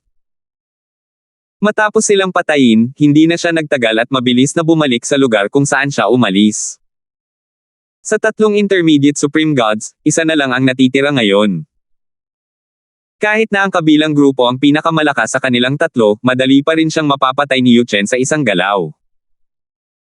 Kahit sa mga nangungunang intermediate supreme god sa god-defying world, si Yu Chen ay itinuturing na makapangyarihan. Dahil sa lakas niya ngayon, hindi man lang siya natatakot sa mga intermediate supreme gods na nakaunawa na sa kanilang mga batas hanggang sa puntong kayanan nilang magpakita ng mga fenomenong sumikat ng 10 milyong milya. Ito ay dahil ang kanyang mastery daw ay umunlad ng husto kamakailan dahil sa isang hindi inaasahang engkwentro. Sa oras na ito, dalawang malalaking figure ang lumitaw sa langit at parehong sumigaw bago sila bumagsak sa lupa. Sa lugar kung saan huling nakita si Alvin. Maraming tao ang napatingin sa malayo nang marinig nila ang kaguluhan. Si Senior Brother Lei, ang pinuno sa 4 na intermediate supreme gods, na nagngangal Tamar, ay nagkukwento pa rin tungkol sa kanyang pakikipagtagpo kay Alvin nang marinig niya ang kaguluhan. Instinktibo siyang tumangala at nakita ang kababalaghan ng batas na nagniningning ng milyon-milyong milya. Noong una, hindi naging reaksyon ni Tamar ang pagkamatay ng dalawang intermediate supreme gods. Hindi naman pangkaraniwan na may mga taong namamatay sa magulo at magulo na rehiyon. Gayunpaman, nagbago ang ekspresyon ng kanyang mukha pagkaraan ng ilang sandali nang mapagtanto niya na ang kaguluhan ay mula sa direksyon kung saan umalis ang kanyang dalawang nakababatang kapatid. Ang lugar na iyon. Hindi. Imposible. Mabilis na itinanggi ni Tamar Lei ang posibilidad na namatay ang kanyang dalawang nakababatang kapatid. Kung tutuusin, sa kanyang palagay, ang target ay isang intermediate supreme god lamang. Kahit na mas mahina ang kanyang dalawang nakababatang kapatid kaysa sa target, hindi sila dapat namatay ng ganoon kabilis maliban na lang kung mayroong isang mas mataas na supreme god o isang top intermediate supreme god na namagitan. Huminga ng malalim si Tamar para kumalma bago niya tiningnan ang soul pearls ng kanyang nakababatang kapatid sa kanyang spatial ring. Sa isang sulyap lang, nakita niyang nabasag na ang dalawang soul pearls. Sa isang kisap mata lang, agad na nawala ang kalmadong ekspresyon na lumitaw sa kanyang mukha. Kailangan ko nang tumakas. Dahil kayang patayin ng kabilang panig ang kanyang dalawang nakababatang kapatid, alam ni Tamar na madali rin siyang mapatay ng kabilang panig. Tutal, kahit na mas malakas siya kaysa sa kanyang dalawang nakababatang kapatid ng paisa-isa, mas mahina siya kaysa sa kanilang sama-samang lakas. Kung bibigyan ng sapat na panahon, kung magsasama-sama ang kanyang dalawang nakababatang kapatid, matatalo nila siya. Ang kanyang antas ng pag-unawa ay kapareho ng kanyang mga nakababatang kapatid, at ang tanging kalamangan niya sa kanila ay ang kanyang simpleng anyo ng sword daw. Hindi nagatubili si Tamar at mabilis na tumakas. Sa kanyang palagay, malamang na babalik ang kabilang panig upang hanapin siya pagkatapos niyang patayin ang kanyang dalawang nakababatang kapatid. Swoosh! Ang bilis ni Tamar ay kamangha-mangha. Sa loob lamang ng isang iglap, natawid na niya ang mga bundok at ilog. Sa kasamaang palad, lumitaw si Yu Chen at hinaranggan ang kanyang daan sa loob lamang ng wala pang 30 paghinga. Napakadilim ng ekspresyon ni Tamar sa sandaling ito. Sa oras na ito, nakumpirma na niya na walang nakialam at pumatay sa kanyang dalawang nakababatang kapatid. Si Yu Chen ang pumatay sa kanyang mga nakababatang kapatid, at si Yu Chen ay isang nangungunang intermediate supreme god. Kaya niyang ipamalas ang kababalaghan ng batas na nagniningning ng milyon-milyong milya tulad ng aking mga nakababatang kapatid, ngunit madali niya silang napatay. Napakabilis din ang kanyang bilis. Malamang na mayroon siyang ibang paraan na mas malakas kaysa sa aking simpleng anyo ng sword daw. Bagamat hindi alam ni Tamar ang mga detalye, halos nasusukat niya ang lakas ni Yu Chen. Ang bilis mo namang tumakbo palayo, sabi ni Yu Chen habang walang pakialam na nakatingin kay Tamar. Ginoo, seryosong sabi ni Tamar, kanina, pinigilan ko ang aking mga nakababatang kapatid na lalaki na manggulo at mangasar sa iyo. Sayang, ayaw nila akong pakinggan, at wala akong magagawa. Ginoo, sila ang nangasar sa iyo at ang tanging masisilang nila ay ang kanilang mga sarili sa kanilang pagkamatay. Gayunpaman, Ginoo, wala akong ginawa. Hindi mo ako papatayin kung wala akong ginawang mali, hindi ba?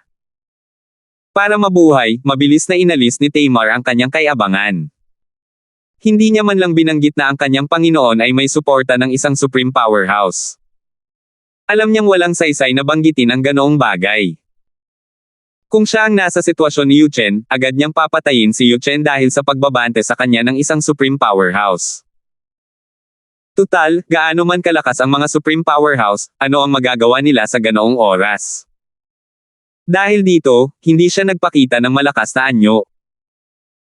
Sa sandaling ito, kahit na hilingin sa kanya ni Yuchen na lumuhad at yumuko, gagawin niya ito ng walang pag-aalinlangan hanggat kaya niyang mabuhay. Matapos mabuhay ng napakaraming taon, alam ni Tamar na ang pagmamalaki at dignidad ay walang-wala kumpara sa pananatiling buhay. Bukod pa rito, walang ikatlong partido na naroroon sa sandaling ito at walang sino man sa paligid ang makakasaksi sa kanyang kahihiyan. Kaya naman, madali niyang mararanasan ang dagok na ito sa kanyang pagmamataas. Hindi tumugon si Yuchen sa mga sinabi ni Tamar. Sa halip, walang ekspresyon siyang nagtanong, ikwento mo sa akin ang tungkol sa engkwentro mo kay Alvin. Nang makitang walang balak kumilos si Yuchen at nagtanong tungkol kay Alvin, inakala ni Tamar na hinahanap din ni Yuchen si Alvin tulad ng iba. Agad na hangupa ang kanyang ekspresyon, at ikinwento niya ang kanyang engkwentro ng walang nakaligtaan na anumang detalye.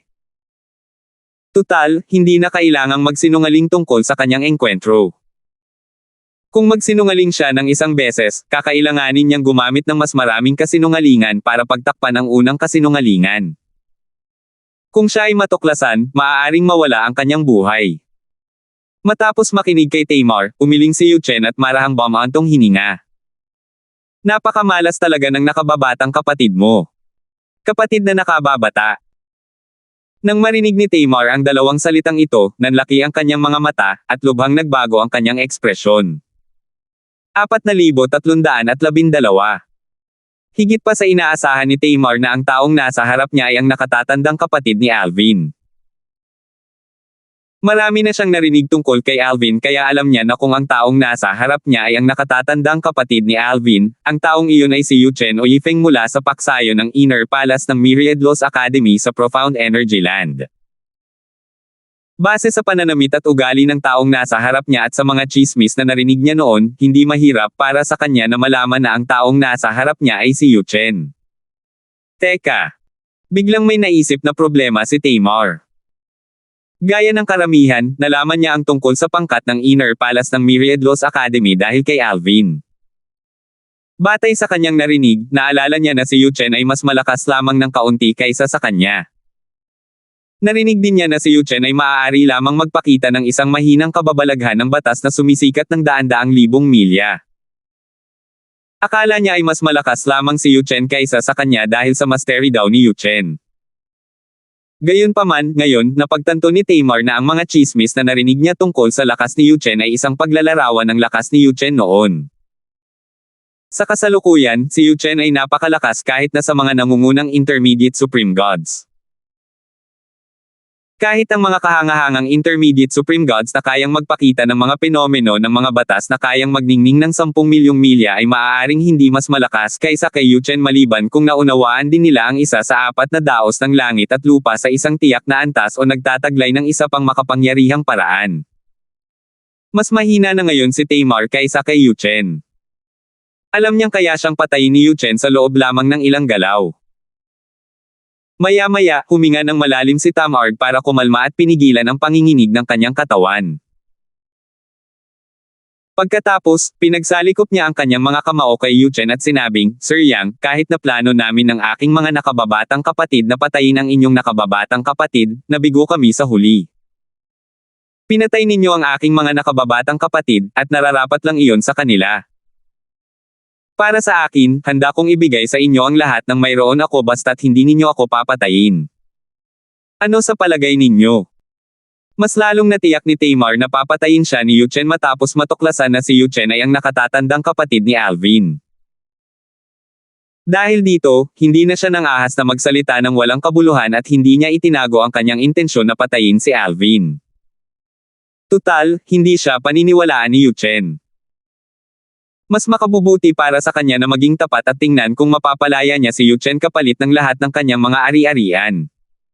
Hindi. Nawala ng ekspresyon si Tamar nang marinig ang pagtanggi ni Yuchen. Sa isang iglap, biglang lumabas ang enerhiya mula sa kanyang katawan, at siya ay tumakas. Sayang, kahit mabilis si Tamar, mas mabilis naman si Yuchen. Sa loob lamang ng ilang sandali, madaling na-control ni Yuchen ang sitwasyon. Mas malakas si Tamar kaysa sa kanyang mga nakababatang kapatid, ngunit masyadong mahina siya sa harap ni Yuchen. Sa loob lamang ng wala pang 3 paghinga, nasa bingit na siya ng kamatayan. Yuchen, kung papatayin mo ako, tiyak na pagsisisihan mo. Ako ay... Sa kritikal na sandali, nagpa siya si Tamar na ibunyag ang kanyang pagkakakilanlan upang takutin si Yuchen. Ito lang ang tanging bagay na naiisip niya sa sandaling ito.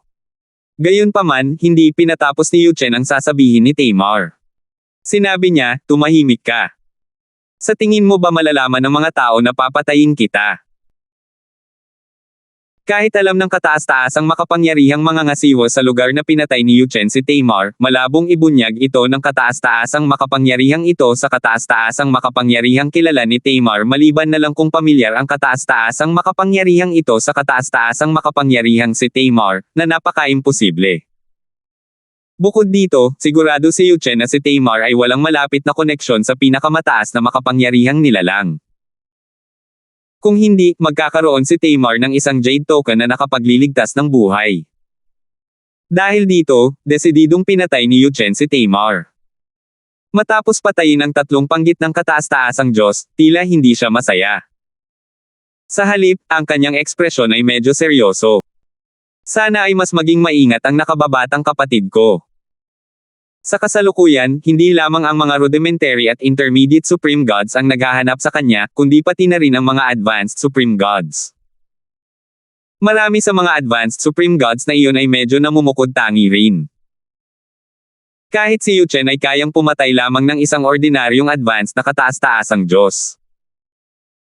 Kayang-kaya siyang durugin ng mga top advanced na kataas-taasang Diyos na parang isa siyang langgam.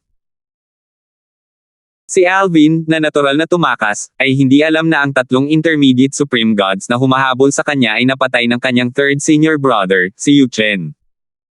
Nakatuon lamang siya sa pagtakas sa panganib.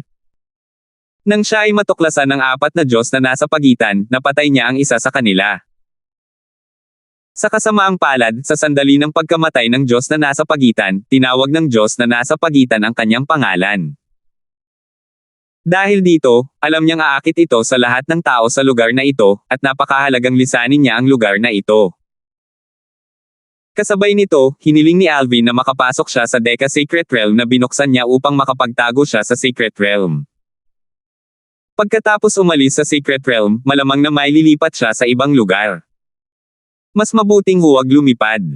Dapat akong patuloy na magtago habang gumagalaw ako. Tinawid ni Alvin ang mga bundok at ilog ng may walang kapantay na liksi, iniiwasan ang maraming tao sa kalangitan. Nararamdaman niya ang banal na kamalayan ng maraming tao habang siya ay gumagalaw. Parami ng parami ang mga taong dumarating. Hindi nagtagal at napansin ni Alvin ang pagdami ng mga taong naghahanap sa kanya. Tutal, lahat naman ay naghahanap sa lugar matapos marinig ang kaguluhan. Ang sitwasyon ay lalong nagiging mapanganib para kay Alvin. Hindi pa nakakabawi si Alvin mula sa kanyang pagkapagod sa pag-iisip, ngunit, matagal na siyang tumatakas. Kung makikipaglaban siya ngayon, marahil, hindi niya kayang tapatan ang 4 na intermediate supreme gods na nakatagpo niya noon. Bigla, nakarinig si Alvin ng isang bulalas ng pagkagulat. May tao roon. Hindi siya nakasuot ng lilang roba, pero base sa kanyang palihim na pag-uugali, maaaring siya si Alvin. Tunay ngang hindi suot ni Alvin ang kanyang lilang roba ngayon. Gayunpaman, hindi niya binago ang kanyang anyo. Dahil sa dami ng mga makapangyarihang tao na naghahanap sa kanya, madali nilang natanto ang kanyang pagbabalat kayo gamit ang kanilang banal na kamalayan. Hindi tulad ng dati, lahat ay naghahanap gamit ang kanilang banal na kamalayan ngayon nang walang pakialam kung makakasakit sila ng damdamin ng mga tao. Sa oras na ito, lahat ay gumagawa ng parehong bagay upang hanapin si Alvin. Dahil dito, malayang ginamit ng lahat ang kanilang banal na kamalayan upang siyasatin ang iba. Sa ilalim ng ganitong mga pangyayari, lubos na naramdaman ni Alvin ang panganib.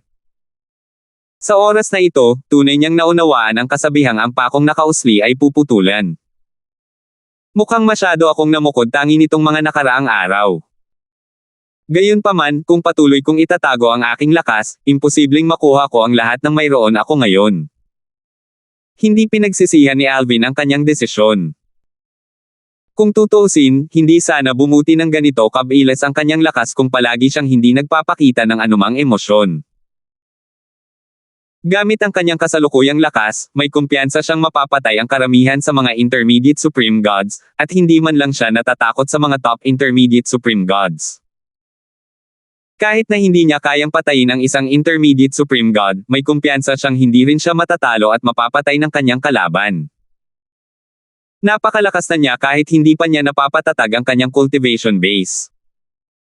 Malayo pa ang lalakbayin ko bago ko mapatatag ang aking cultivation base. Umaasa ako na pagkatapos kong makapasok sa ilang lihim na kaharian, mabilis kong mapatatag ang aking cultivation base. Kung hindi, natatakot ako na hindi ko na may pagpapatuloy ang pananatili sa maunlad at magulong rehiyon. Matapos malaman ang tungkol sa pangkalahatang ranggo, alam ni Alvin na magiging masama ang tingin niya sa maraming tao. Gayunpaman, hindi niya inaasahan na magiging ganito kalungkot ang sitwasyon. Hindi ba nila kailangang mag-ipon ng mga merito sa labanan at magulong puntos? Wala ba silang pakialam? Gusto lang ba nila akong patayin para sa kasiyahan nito? Hindi makapagsalita si Alvin nang maisip niya ang dami ng mga taong gustong pumatay sa kanya. Naisip niya kung wala na ba silang ibang magagawa. Tutal, sigurado siyang karamihan sa mga taong ito ay walang pag-asa na makapasok sa top 3 nanograms overall ranking at malamang na karamihan sa kanila ay walang koneksyon sa sinumang maaaring makapasok sa top 3 nanograms overall ranking. Hindi alam ni Alvin na maraming pabuya ang ipinataw sa kanya sa magulo at abanteng rehiyon. Kung itatala ng isang tao ang proseso ng pagpatay kay Alvin gamit ang isang floating image pearl, maaaring makuha ng isang tao ang isang malaking gantimpala sa pagpatay kay Alvin. Maaaring makuha ng isang tao hindi lamang ang isa kundi lahat ng gantimpala mula sa maraming pabuya na inilagay kay Alvin, at ang mga pabuya ay tumataas sa bawat araw. Sa madaling salita, maaaring makuha ng isang tao ang maraming gantimpala pagkatapos mapatay si Alvin. Patayin si Alvin at tandaan na itala ang proseso gamit ang isang floating image pearl. Pagkatapos, maaari mo nang makuha ang mga gantimpala gamit ang floating image pearl. Gagantimpalaan ka ng isang life-saving jade token mula sa isang supreme powerhouse. Gamit ito, makakakuha ka ng tulong mula sa isang supreme powerhouse sa labas ng realm battlefield. Itala ang proseso kapag napatay mo si Alvin. Pagkatapos naming makumpirma na ang recording mula sa floating image pearl ay hindi peke, makakatanggap ka ng 3 piraso ng prime divine artifacts. Patayin si Alvin. Lahat ng uri ng gantimpala ay inialok sa mga bounty na lumitaw sa iba't ibang base camp sa Advanced Chaotic Region. Ang mga taong naglagay ng mga pabuya sa ulo ni Alvin ay, walang exception, mula sa mga pangunahing puwersang may pinakamataas na ranggo sa iba't ibang realms of gods o mga inapo ng mga walang sektang supreme powerhouse. 4,313. Natural lang na hindi alam ni Alvin na napakahalaga niya ngayon. Sunod-sunod na iniaalok ang mga gantimpala sa mga base camp sa abanteng magulong rehiyon. Noong una, palihim na naglagay ng pabuya ang mga taong ito kay Alvin, ngunit sa paglipas ng panahon, sinimulan na rin nila itong gawin ng hayagan. Sus Mariosep. Tumaas na naman ang mga gantimpala. Parang kayamanan na si Alvin ngayon. Walang dod ang isa siyang kayamanan. Ano pa ba ang mas mahalaga kaysa sa pagpatay sa kanya ngayon? Hanggat kaya mo siyang patayin at itala ang proseso, matatanggap mo ang mga gantimpala kahit sino ka pa. Bukod dito, matatanggap mo ang mga gantimpala mula sa lahat ng naglagay ng pabuya kay Alvin. Narinig ko ang ilang tao na nagsasabing ang mga gantimpalang ito ay mas mainam pa kaysa sa makukuha mo sa pagpatay ng iba. Sayang, hindi ako sapat na malakas para patayin siya. Kung hindi, hahanapin ko siya ng walang pagod tulad ng iba. Ayos lang kahit hindi mo siya mapatay. Maraming tao na rin ang nag-alok ng mga gantimpala kung maibibigay mo sa kanila ang eksaktong lokasyon ni Alvin. Natural lang, dapat tumpak ang iyong impormasyon at kailangan nilang matagumpay na mapatay si Alvin bago mo matanggap ang mga gantimpala. Sinasabing ang gantimpala ay ika-10 bahagi ng mga gantimpala mula sa mga pabuya. Isang 10 bahagi. Ang dami naman yan. Siguro, mas maganda pa ang halaga ng mga gantimpala kaysa sa halaga ng mga gantimpala ng pagiging nasa top 3 nanograms isang kategorya. Hindi ko alam yan. Ang gantimpala para sa Rango ay ang banal na bukal. Ang banal na bukal ay isang bihira at mahalagang kayamanan. Paano maihahambing ang mga gantimpala mula sa mga pabuya sa banal na bukal? Habang tumataas ang mga gantimpala para sa pagpatay kay Alvin, maraming tao sa mga base camp ang abala sa pag-uusap tungkol dito. Sa sandaling ito, parang lahat ng tao sa mundo ay gusto ang buhay ni Alvin. Si Yoren ay nagsusumikap ng husto sa panahong ito upang mapabilang sa top 10 nanograms intermediate supreme god ranking. Ginugugol niya ang halos lahat ng kanyang oras sa mga lihim na kaharian, at kapag naghihintay siyang makapasok sa mga lihim na kaharian, kadalasan ay pumupunta siya sa isang base camp upang magpahinga. Nang pumunta si Yoren sa base camp sa pagkakataong ito, natuklasan din niya ang maraming bounty na inilagay. Alvin. Bagamat matagal nang pinaghihinalaan ni Yoren na si Alvin ay magiging target matapos ang anunsyo tungkol sa pangkalahatang rango, hindi niya inaasahan na ganito karaming puwersa at mga tao ang mag-aalok ng napakaraming magagandang gantimpala para patayin si Alvin. Si Yoren ay mula sa isang pangunahing puwersang may pinakamataas na rango at pinapabore ng pinakamataas na makapangyarihang grupo ng kanyang angkan. Dahil dito, nakakita na siya ng maraming mahahalagang bagay noon. Kahit noon, gulat pa rin siya sa mga gantimpala sa pagpatay kay Alvin. Marami sa mga taong ito ay mula sa mga pangunahing puwersang may pinakamataas na rango. Nakuha ba nila ang pagsang-ayon ng kani-kanilang Supreme Powerhouse bago gawin ito? Teka. Hindi sila maglalakas loob na gawin ito kung wala silang pagsang-ayon ng kani-kanilang Supreme Powerhouse. Gayunpaman, hindi ba't may gagawin ng iba pang mga Supreme Powerhouse na nakatuon sa layunin ng Realm Battlefield at ng Advanced Chaotic Region tungkol dito? O wala ba silang alam tungkol dito? Maraming Supreme Powerhouse ang palihim na sumang-ayon na maglagay ng pabuya kay Alvin, at naging dahilan ito para hindi makontento ang ibang Supreme Powerhouse. Ang mga hindi nakentento ay iyong mga tunay na umaasang makapag-cultivate ng mas maraming powerhouse sa God-defying world. Natural lamang na hindi sila nakontento sa pag-target ng iba sa isang prodigy tulad ni Alvin. Walang dodang isang kababalaghan si Alvin. Kung sakaling matarget nila siya at mamatay, malaking kawalan ito para sa ating mundong sumusuway sa Diyos. Tama iyan. Magiging kawalan ito para sa atin. Ang layunin ng Realm Battlefield ay ang tumuklas at maglinang ng mga kababalaghan. Ganoon natin natuklasan si Alvin. Hindi talaga patas na tina-target siya ng mga puwersang ito matapos ay anunsyo ang pangkalahatang rango. Ang paggamit ng banal na bukal bilang gantimpala, pagbubukas ng magulo na rehiyon, at maging ang paglikha ng pangkalahatang rango ay iminungkahi ng taong iyon. Pumayag ba siya rito? Kasabay nito, isang binata na nakasuot ng damit na kasunputi ng nyebe ang nakatayo habang nakapatong ang mga kamay sa kanyang likod sa isang pavilion na nakasabit sa walang katapusang kawalan. Nakatitig siya sa unahan ng blanko, at walang nakakaalam kung ano ang iniisip niya sa sandaling ito. Maya-maya, isang lalaking nasa katanghaliang gulang ang lumitaw sa likuran ng binata at nagtanong, "Panginoon ko, hindi ba talaga kayo makikialam?" Nang marinig ang tanong na ito, bahagyang ngumiti ang binata. Makialam. Makialam sa anong bagay? Ang mga pabuya na inilagay kay Alvin ay hindi na maituturing na isang kompetisyon sa pagitan ng mga cultivator sa maunlad at magulong rehiyon. Ang bagay na ito ay naging isang labanan ng mga interes sa pagitan ng mga pangunahing puwersang may pinakamataas na rango at ni Alvin, sabi ng lalaking nasa katanghaliang gulang sa isang malalim na boses, higit sa lahat, hindi ito mangyayari kung wala ang pagsang-ayon ng mga taong iyon. Patuloy na sinabi ng lalaking nasa katanghaliang gulang, "Panginoon ko, hindi ba't mataas ang inaasahan ninyo kay Alvin? Hindi mo na kailangang itulak siya sa isang fire pit na tulad nito, tama ba?" Kaharap niya ang mga pangunahing puwersang may pinakamataas na rango na may pinakamataas na makapangyarihang puwersa. Napakababa ng kanyang tsansa na manalo. Batay sa narinig ko, ang kanyang lokasyon sa maunlad at magulong rehiyon ay natuklasan hindi pa katagalan at muntik na siyang mamatay. Siya. Sa pagkakataong ito, mahinahong sumingit ang binata na nakaputi, ano ang gusto mong sabihin? Sa tingin mo ba dapat akong makialam at babalaan ang iba? Sabihin mo sa kanila na bawiin ang mga pabuya.